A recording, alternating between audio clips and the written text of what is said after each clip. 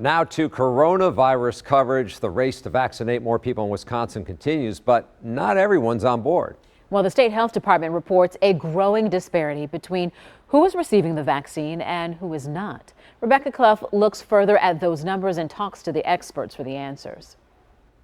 Lisa Schumacher is part of a family of 4 from Menominee Falls. Only one of them, her daughter, has chosen to get vaccinated. In general, we're all just a little bit hesitant of the COVID vaccine. And really the reason being is because of the fact it hasn't been around very long. Obviously, some research has been done. It's been around for maybe 6 months. It's one of the concerns often heard by Dr. Nalini Rajamanan, the medical director at Most Sacred Heart of Jesus Cardiology in Sheboygan.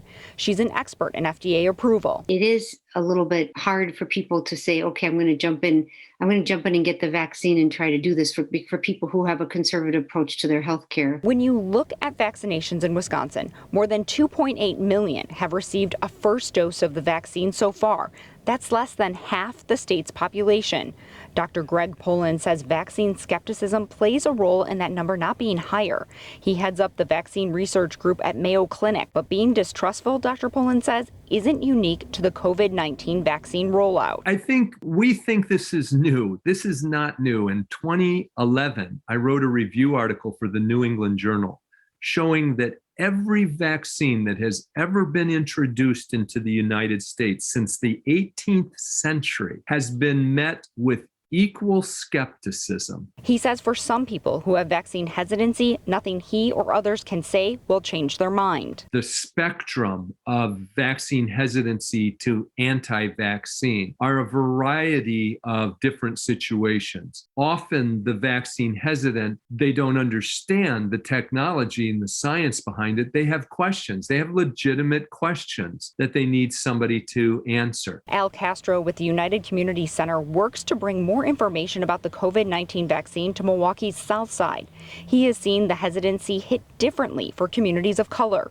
New numbers from the Wisconsin Department of Health Services show Black people are half as likely to get the vaccine, and Hispanic are about 40% less likely to get the vaccine than white people.